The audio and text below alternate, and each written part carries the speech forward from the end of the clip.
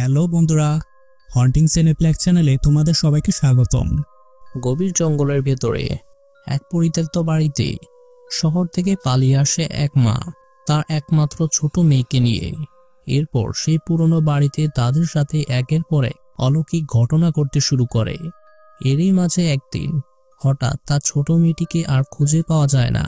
এমনই রহস্যময় বাড়িটির কাহিনী নিয়ে 2024 সালে থাইল্যান্ডে তৈরি হয়েছে ডু নট কাম হোম নামক ইমোশনাল হরর সিরিজটি, যা আমরা আজকের ভিডিওতে সম্পূর্ণ বাংলা এক্সপ্লেনেশন করতে চলেছি।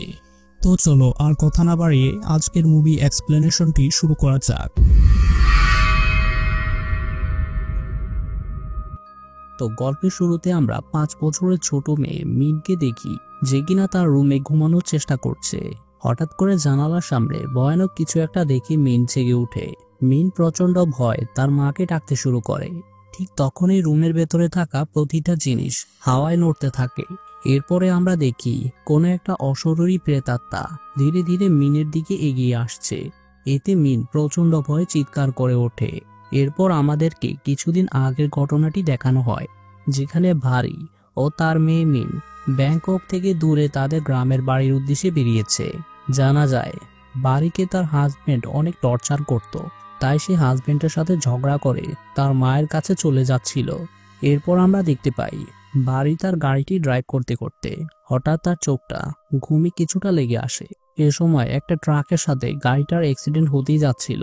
বাড়ি কোনোভাবে নিজেকে রক্ষা করে। এদিকে ভারীকে তার হাজবেন্ড বারবার কল করে যাচ্ছিল, কিন্তু ভারী ফোনটি রিসিভ না করে বাইরে ফেলে দেয়, যাতে সে বাড়িকে ট্রেস করতে না পারে। এরপর আমরা দেখি বাড়ির রাস্তার পাশে গাড়িটিকে পার্ক করে ঘুমিয়ে পড়ে। সকালে পুলিশের ডাকে তারা জেগে ওঠে এবং সেখান থেকে চলে যায়, কিন্তু বাড়ি বারবার পুলিশটাকে দেখেই যাচ্ছিল। অর্থাৎ এখানে একটা বিষয় ক্লিয়ার যে বাড়ি কিছু তো একটা করেছে, আর তাই রাতের বেলা সে তার মেয়ে মিনকে নিয়ে সবার কাছ থেকে লুকিয়ে চলে যাচ্ছে। এরপর আমরা বাড়ি ও মিনকে জঙ্গলের গভীরে থাকা একটা পুরাতন বাড়িতে দেখতে পাই। এই বাড়িটা ছিল মিনের নানুর বাড়ি। বাড়িটার নেম প্লেটে লেখা ছিল জারুকানন্দ হাউস 1932। এর মানে বাড়িটা 1932 সালে তৈরি করা হয়েছিল। 30 বছর আগে বাড়ি এই বাড়ি ছেড়ে শহরে চলে গিয়েছিল। এরপর বাড়ি মিনকে নিয়ে বাড়ির ভেতরে প্রবেশ করে। ছোটবেলায় সে যে রুমের ভেতরে থাকতো সেটি মিনকে দেখায়। মিনের কাছে রুমটি বেশ পছন্দ হয়। এ সময় হঠাৎ দরজায় নকের শব্দ হয়। দরজা খুলতেই দেখা যায় বাড়ির কেয়ারটেকারকে, যার নাম নাথি চাচা। বাড়ির মায়ের সময়কাল থেকেই সে এই বাড়িটার দেখাশোনা করছে। বাড়িকে দেখে হঠাৎ তার কারো একজনের কথা মনে পড়ে যায়, যেটা হয়তো ভালো স্মৃতি ছিল না। নাথি বাড়িকে জানায় রাতের বেলায় ইলেকট্রিসিটির প্রবলেম হতে পারে, কেননা 30 বছর ধরে জেনারেটরটা ঠিকভাবে কাজ করছে না। এরপর সন্ধ্যাবেলায় মিন জেদ করে যে সে কার্টুন দেখবে, কিন্তু টিভির স্ক্রিনে ঝিরঝির অবস্থা দেখে বিরক্ত হয়ে সে টিভিটা বন্ধ করে দেয়। এদিকে হাওয়ার সাথে ঝড় শুরু হয়ে যায়, তাই ভারী উপরের দরজা জানালাগুলো বন্ধ করতে চলে যায়। ঠিক তখনই মিনের নজরে পড়ে বাড়ির ভেতরে তালা দেওয়া বদ্ধ একটি দরজার ওপর। ছোট মিনের প্রশ্ন জাগে, বাড়ির সব দরজা খোলা হয়ে থাকে, কিন্তু এই দরজাটি কেন আটকে রাখা হয়েছে? সে ব্যাপারটা তার মাকে জিজ্ঞাসা করে। বাড়ি বলে যে এই দরজাটির চাবি মিনের নানু কখনোই তাকে দেয়নি। মিনের নানু সবসময় দরজাটা বন্ধ করে রাখতেন, কিন্তু সেটি কেন করতেন বাড়িকে তিনি জানাননি।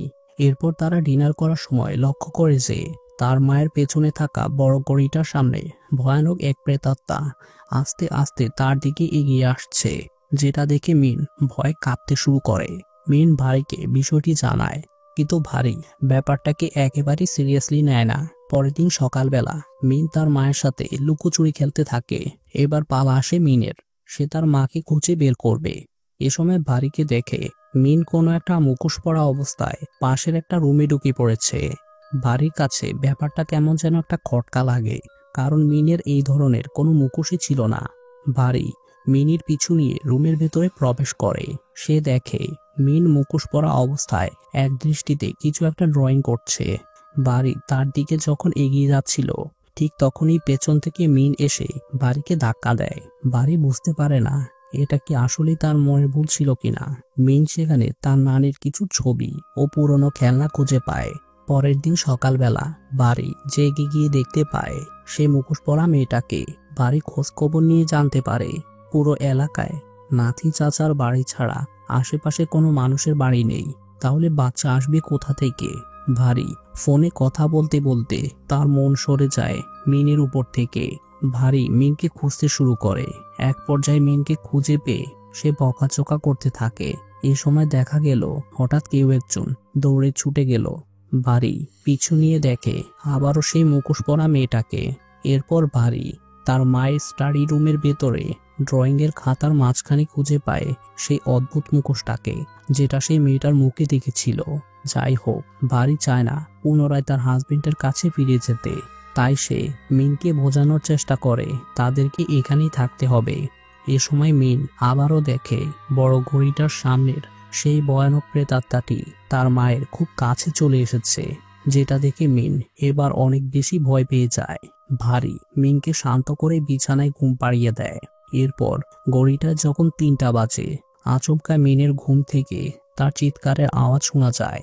ভারী মিনের চিৎকার শুনে ছুটে গিয়ে দেখতে পায় তার মেয়ের বিছানাটা হাওয়ায় লেভিটেট হচ্ছে। ভারী কোনো কিছু করতে যাবে, এর আগেই রুমের দরজাটা নিচ থেকে বন্ধ হয়ে যায় এবং মিন ভয় আলমারির ভেতরে ঢুকে বসে। ঠিক তখনই কিছু একটা মিনকে পেছন থেকে টেনে নিয়ে যায়। ভারী ঘরের ভেতরে এসে দেখে মিন কোথাও নেই। রুমের সবকিছু ভেঙে একেবারে তছনছ হয়ে গেছে। পুরো জঙ্গলে মেয়েকে খুঁজে না পেয়ে ভারী পুলিশের দ্বারস্থ হয়, যেখানে অফিসার ফা এই কেসের ইনভেস্টিগেট শুরু করে। অফিসার ফা 7 মাসের প্রেগনেন্ট হওয়ার কারণে ভারী কিছুটা হতাশ হয়। যাই হোক, অফিসার টাই সহ দলের অন্য সব সদস্য মিনের নানুর বাড়িতে এসে পৌঁছায়। ভারী পুলিশকে মিনের ফটো দেখাতে পারে না, তাই সে বলে তার পুরনো মোবাইলে সবগুলো ফটো ছিল, যেটা একসময় হারিয়ে গেছে। পুলিশ বাড়ির কথা মতো বড় ঘড়িটা দেখে অবাক হয়ে যায়, কারণ বাড়ি বলেছিল রাতে 3টা বাজে তার মেয়ে মিন হারিয়ে গিয়েছিল, কিন্তু ঘড়িটা তো অলরেডি বন্ধ হয়ে আছে। এরপর অফিসার ফা ও টিমের বাকি সদস্যরা আরো বেশি হতবাক হয়ে যায় যখন তারা মিনের নানুর পাওয়ার জেনারেটরটি দেখতে পায়, কেননা একটা বাড়ির জন্য এত বড় জেনারেটরের দরকার নেই। এ সময় নাথি সেখানে চলে আসে। এতে ভারীর ওপর অফিসার ফায়ের সন্দেহ বেড়ে যায়, যেহেতু বাড়ি এখানে আসার পর তার মেয়ে মিনকে লুকিয়ে রেখেছিল। তাকে কেউই দেখেনি, হয়তো বাড়ি এখানে একাই এসেছে। এরপর ফা বাড়িকে তার নাম্বার দিয়ে বলে প্রথমে তাকে অবশ্যই প্রমাণ করতে হবে যে মিন তার মেয়ে ছিল এবং সে রিয়েলি এখানে এসেছে। এর আগে কোনো মিসিং রিপোর্ট করা যাবে না। এই বলে ফা ও টাই সেখান থেকে চলে যায়। তারা স্যাম্পল পেট্রোল পাম্পের উদ্দেশ্যে রওনা হয়, কেননা বাড়ি এখানে আসার সময় সেইখানেই দাঁড়িয়েছিল। সিসিটিভি ফুটেজে দেখা যায় বাড়ির সাথে মিন নামের কোনো মেয়ে নেই। তার আচরণ দেখে পুলিশের কাছে মনে হয় হয়তো বাড়ির মানসিক প্রবলেম আছে। এদিকে অফিসার টাই ফাকে পছন্দ করে, কিন্তু ফা সিনিয়র অফিসার দানাইয়ের সাথে দেখা করতে চলে যায়। জানা যায় দানাইয়ের সাথে ফায়ের রিলেশন রয়েছে, যদিও দানাই ম্যারিড ছিল। এরপর ফা সিভিল রেজিস্ট্রেশনে মিনের বার্থ সার্টিফিকেট খুঁজে পায়, যেটা থেকে পুলিশ শিওর হয় যে সত্যি বাড়ির বাচ্চা আছে। কিন্তু সে কি আসলে এখানে মেয়েকে এনেছিল? পুলিশ ব্যাপারটা নিয়ে সন্দেহ কাটানোর জন্য নাথির সাথে দেখা করে। তারা জানতে পারে এক পাগল গেস্ট থেকে বাড়ি ও তার পরিবারকে বাঁচানোর সময় মেয়েটা নাথির একটা চোখ নষ্ট করে দিয়েছিল। মেয়েটা সেখান থেকে পালানোর সময় দোতলা থেকে পড়ে মৃত্যুবরণ করে। এ সময় বাড়ি তার মায়ের সাথে ব্যাংককে চলে যায়। পুলিশ নাথির কাছ থেকে বাড়ির ফ্যামিলির পুরনো একটা অ্যালবাম খুঁজে পায় এবং বাড়িকে ডেকে আনে, যেখানে গাড়ির ফ্রন্ট ফুটেজে দেখা যাচ্ছে যে বাড়ি নিজের সাথেই কথা বলছে। এরপর অ্যালবাম থেকে একটা ছোট্ট বাচ্চা মেয়ের ফটো বাড়িকে দেখানো হয়, যেটি দেখে বাড়ি বলে এটাই তার মেয়ে। তখন ফা কিছুটা অবাক হয়ে বলে, বাড়ি এটা আসলে তোমার ছোটবেলার ছবি, মিনের নয়। আর এই সময় আমাদেরকে একটা ফ্ল্যাশব্যাক দেখানো হয়, যেখানে বাড়ি তার হাজবেন্ডের সাথে ডিভোর্স নিয়ে ঝগড়া করার সময় গুলি সোজা গিয়ে আলমারির ভেতরে ঢুকে পড়ে এবং মিন সেখানেই ঢুকে বসেছিল, যার ফলে গুলিটি তার গায়ে লেগেছে, কিন্তু মিন বেঁচে গিয়েছিল। বাড়ি ব্যাপারটা ক্লিয়ার করার জন্য তার হাজবেন্ডকে ফোন দেয়। বাড়ির হাজবেন্ড বলে যেহেতু সে তার সাথে মিনকে নিয়ে গেছে তাই সে তার পাওয়ার দিয়ে অবশ্যই সবকিছু করবে। কল কাটার পরে তারা মিনের পাঠানো ছবি ও বাড়ির ফটো দেখে বেশ অবাক হয়ে যায়, কারণ মা ও মেয়ে দুজনের চেহারাই সেম। এরপর ফা ও বাড়ি গোটা বাড়ির চারপাশে মিনকে খুঁজতে থাকে। ফা তখন সেই বদ্ধ দরজাটিকে দেখছিল। ঠিক তখনই অফিসার টাই এর ফোন আসার কারণে তারা কেউ দেখে না যে বাড়ির পেছনে থাকা সেই ভয়ানক প্রেতাত্মাকে। যাই হোক, চাবি না থাকায় তারা তালা ভেঙে সেই বদ্ধ দরজার ভেতরে প্রবেশ করে। একটা লম্বা সিঁড়ি সোজা নিচের দিকে চলে গেছে। জায়গাটাকে দেখে মনে হয় এটা হয়তো কোনো ল্যাব হবে। মেঝেতে লেগে আছে শুকিয়ে যাওয়া রক্তের দাগ এবং সেটার সামনে পড়ে রয়েছে কাঁচ ঘেরা একটা মেশিন। এই মেশিনটার ঠিক উপরে দেয়ালে একটা গোল দাগ আছে, যেটা একেবারে মিনের রুমে থাকা আলমারির সাথে লেগেছিল। পুলিশ সেখান থেকে চলে যাওয়ার সময় লক্ষ্য করে কেউ একজন কালো গাড়িতে বসে তাদেরকে ফলো করছে। পুলিশের জানা মতে সেটা এই গ্রামের কারোর ছিল না।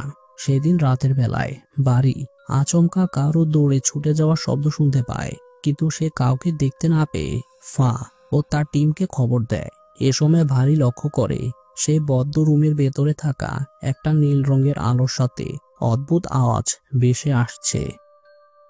ভারী শব্দটা ফলো করে ভেতরে যাওয়ার সময় তার কানে হঠাৎ ভেসে আসে কোনো একটা বাচ্চার আওয়াজ। সে ভয়ে উপরে এসে দেখে সেই মুখোশ পরা মেয়েটা লুকোচুরি খেলছে।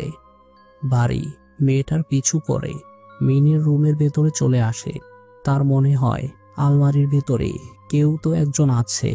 তাই বাড়ি আলমারির দরজাটি খুলতে চলে যায় এবং দরজাটি খুলতেই মুখোশ পরা মেয়েটা তাকে ভেতরে টেনে নিয়ে যায়। এরপর আমরা দেখি বাড়ি এমন কাছে ঘেরা জায়গায় চলে এসেছে যেটা পুরোপুরি কাঁচে পরিপূর্ণ এবং বাইরে দাঁড়িয়ে রয়েছে অচেনা এক মহিলা। আর এইভাবেই শেষ হয় এই সিরিজের পার্ট 1। বন্ধুরা, আমাদের আজকের মুভি এক্সপ্লেইন ভিডিওটি আপনাদের কেমন লেগেছে তা অবশ্যই আমাদের কমেন্ট করে জানাবেন। ভিডিওটি ভালো লাগলে অবশ্যই একটি লাইক ও শেয়ার করবেন। আমাদের চ্যানেলে ভিজিট করে চ্যানেলে থাকা এরকম আরও এক্সক্লুসিভ কন্টেন্টগুলো দেখতে পারেন। পরবর্তীতে আবারও ফিরে আসবো নতুন কোনো এক্সপ্লেইন ভিডিও নিয়ে। ততক্ষণ পর্যন্ত সবার সুস্বাস্থ্য কামনা করে আজ বিদায় নিচ্ছি। Good bye.